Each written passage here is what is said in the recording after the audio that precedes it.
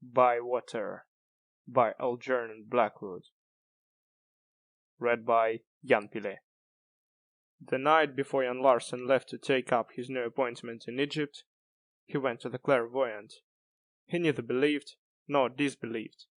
He felt no interest, for he already knew his past and did not wish to know his future. "Just to please me, Jim," the girl pleaded. "The woman is wonderful.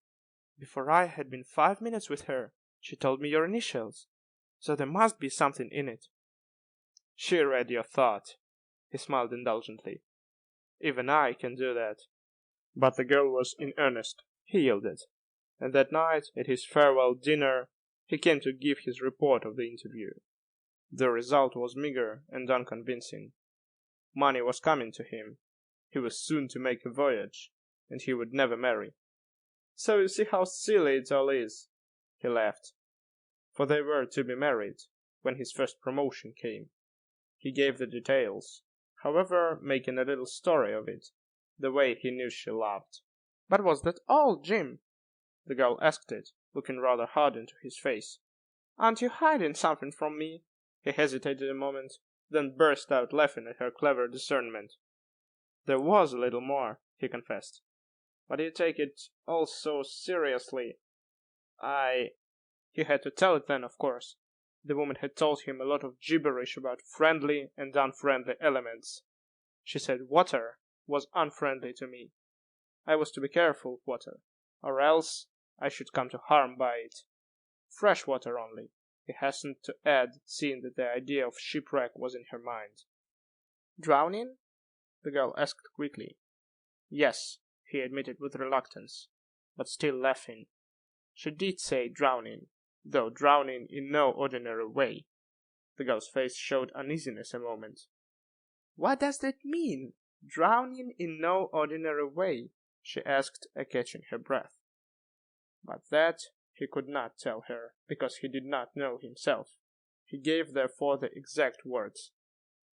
"You will drown, but will not know you drown." It was unwise of him.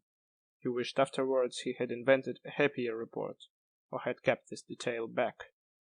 "I'm safe in Egypt anyhow," he laughed. "I shall be a clever man if I can find enough water in the desert to do me harm." And all the way from Trieste to Alexandria, he remembered the promise she had extracted, that he would never once go on the Nile unless duty made it imperative for him to do so. He kept that promise like the literal faithful soul he was. His love was equal to the somewhat quixotic sacrifice it occasionally involved. Fresh water in Egypt there was practically none other, and in any case the Natron works, where his duty lay, had their headquarters some distance out into the desert. The river, with its banks of welcome, refreshing verdure, wasn't even visible. Months passed quickly, and the time for leave came within measurable distance. In the long interval, luck had played the cards kindly for him. Vacancies had occurred, early promotion seemed likely, and his letters were full of plans to bring her out to share a little house of their own.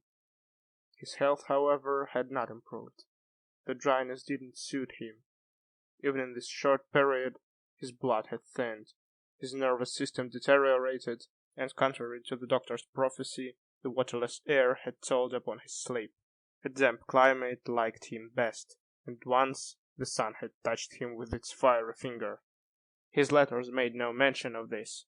He described the life to her, the work, the sport, the pleasant people, and his chances of increased pay and early marriage.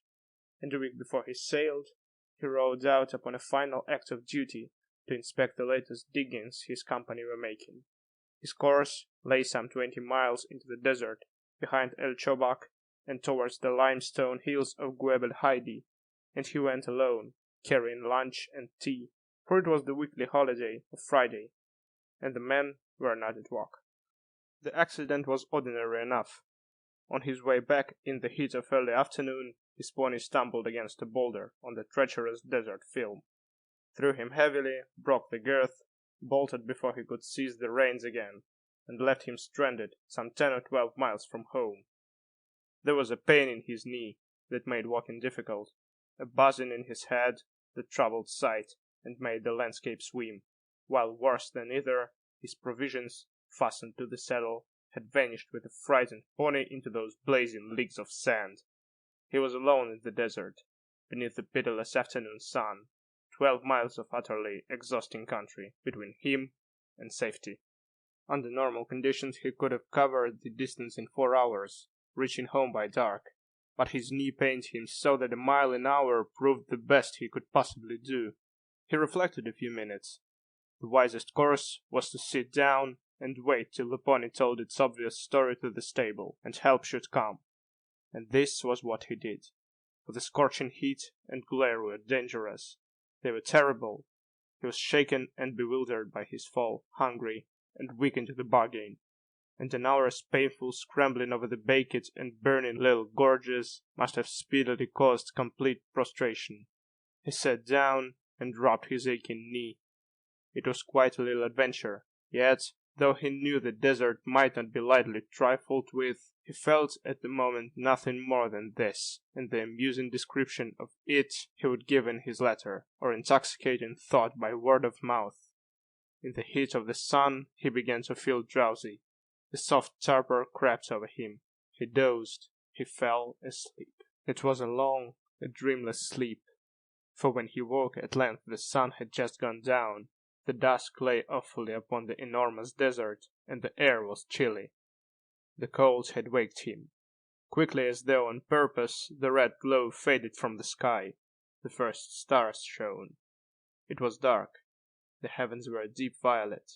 He looked round and realized that his sense of direction had gone entirely. Great hunger was in him.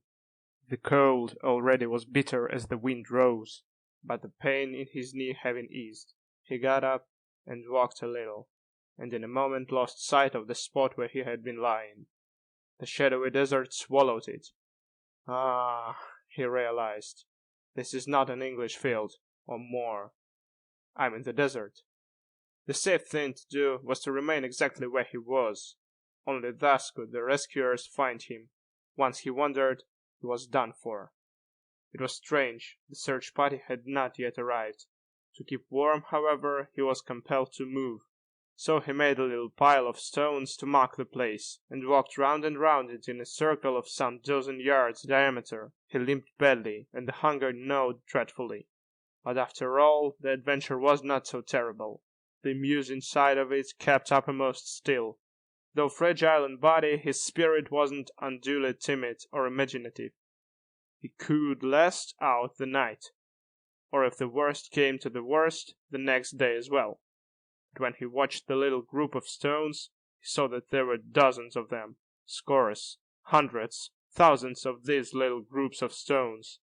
The desert's face, of course, is thickly strewn with them. The original one was lost in the first 5 minutes, so he sat down again, but the biting cold and the wind that licked his very skin beneath the light clothing soon forced him up again. It was ominous, and the night huge and shelterless. The shaft of green zodiacal light that hung so strangely in the western sky for hours had faded away. The stars were out in their bright thousands. No guide was anywhere. The wind moaned and puffed among the sandy mounds. The vast sheet of desert stretched appallingly upon the world. He heard the jackal's cry. And with the jackal's cry came suddenly the unwelcome realization that no play was in this adventure any more, but that a bleak reality stared at him through the surrounding darkness. He faced it at bay. He was genuinely lost. Thought blocked in him. I must be calm and think, he said aloud. His voice woke no echo. It was small and dead. Something gigantic ate it instantly. He got up and walked again. Why did no one come? Hours had passed. The pony had long ago found its stable, or had it run madly in another direction altogether? He walked out possibilities, tightening his belt. The cold was searching. He never had been, never could be warm again. The hot sunshine of a few hours ago seemed the merest dream. Unfamiliar with hardship, he knew not what to do. But he took his coat and shirt off, vigorously rubbed his skin, where the dry perspiration of the afternoon still caused clammy shivers, swung his arms furiously like a London cabman, and quickly dressed again. Though the wind upon his bare back was fearful, he felt warmer a little. He lay down exhausted, sheltered by an overhanging limestone crag, and took snatches of fitful dog's sleep, while the wind drove overhead the dry sand prickled his skin. One face continually was near him, one pair of tender eyes. Two dear hands smoothed him. He smelled the perfume of light brown hair. It was all natural enough. His whole thought in his misery ran to her in England. England, where there was soft fresh grass, big sheltering trees, hemlock and honeysuckle in the hedges, while the hot black desert guarded him, and consciousness dipped away at little intervals under this dry and pitiless Egyptian sky. It was perhaps 5 in the morning when a voice spoke, and he started up with a hurried jerk. The voice of that clairvoyant woman. The sentence died away into the darkness, but one word remained. Water! At first he wondered, but at once explanation came. Cause and effect were obvious. The clue was physical. His body needed water, and so the thought came up into his mind. He was thirsty. This was the moment when fear first really touched him. Hunger was manageable. More or less for a day or two, certainly. But thirst! Thirst and the desert were an evil pair that, by cumulative suggestion gathering since childhood days, brought terror in. Once in the mind it could not be dislodged. In spite of his best efforts, the ghastly thing grew passionately because his thirst grew too. He had smoked much, had eaten spiced things at lunch, had breathed in alkali with the dry, scorched air. He searched for a cool flint pebble to put into his burning mouth, but found only angular scraps of dusty limestone. There were no pebbles here. The cold helped a little to counteract, but already he knew in himself subconsciously the dread of something that was coming. What was it?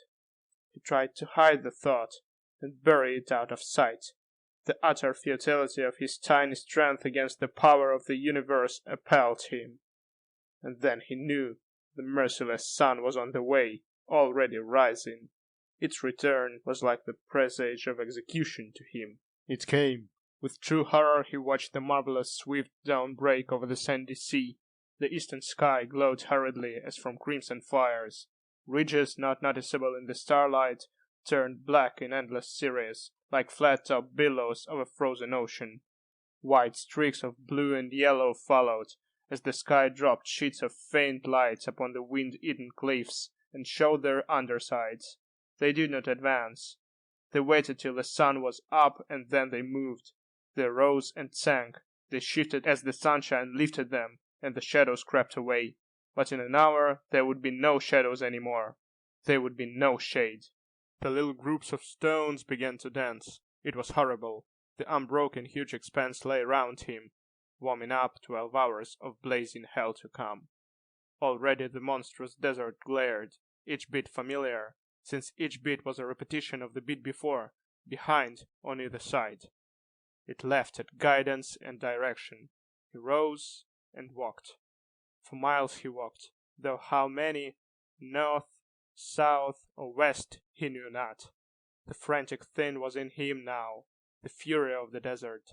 He took its pace, its endless, tireless stride, the stride of the burning, murderous desert that is waterless. He felt it alive, a blindly having desire in it to reduce him to its conditionless, awful dryness. He felt yet knowing this was feverish and not to be believed that his own small life lay on its mighty surface, a mere dot in space, a mere heap of little stones. His emotions, his fears, his hopes, his ambition, his love mere bundled group of little unimportant stones that danced with apparent activity for a moment, then were merged in the undifferentiated surface underneath. He was included in a purpose greater than his own. The will made a plucky effort then. A night and a day, he laughed, while his lips cracked smartingly with the stretching of the skin. What is it? Many a chap has lasted days and days. Yes, only he was not of that rare company. He was ordinary, unaccustomed to privation, weak, untrained of spirit, unacquainted with stern resistance. He knew not how to spare himself. The desert struck him where it pleased all over. It played with him. His tongue was swollen. The parched throat could not swallow. He sank. An hour he lay there, just wit enough in him to choose the top of a mound where he could be most easily seen. He lay 2 hours, 3, 4 hours. The heat blazed down upon him like a furnace. The sky, when he opened his eyes, once was empty. Then a speck became visible in the blue expanse, and presently another speck. They came from nowhere. They hovered very high, almost out of sight. They appeared, they disappeared, they reappeared. Nearer and nearer they swung down in sweeping stealthy circles, little dancing groups of them, miles away but ever drawing closer. The vultures. He had strained his ears so long for sounds of feet and voices that it seemed he could no longer hear at all. Hearing had ceased within him. Then came the water dreams with their agonizing torture. He heard it running in silvery streams and rivulets across green English meadows. It rippled with silvery music. He heard it splash. He dipped hands and feet and head in it, in deep, clear pools of generous depth. He drank. With his skin he drank, not with mouth and throat alone. Eyes clinked in effervescent, sparkling water against a glass. He swam and plunged.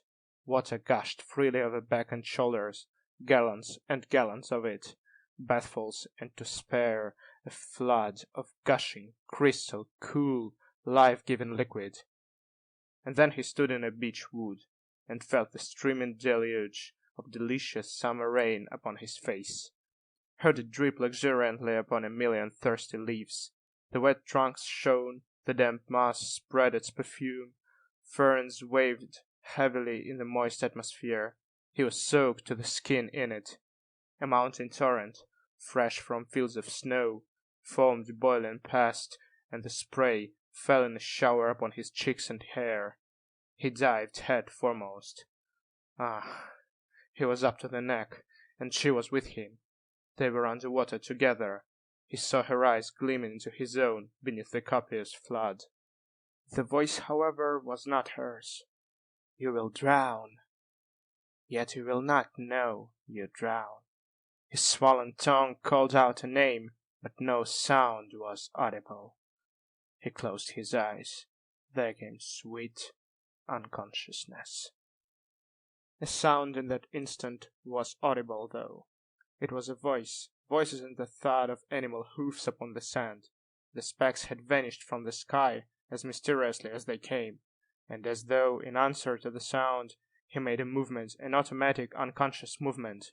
He did not know he moved, and the body, uncontrolled, lost its precarious balance. He rolled, but he did not know he rolled. Slowly over the edge of the sloping mound of sand he turned sideways.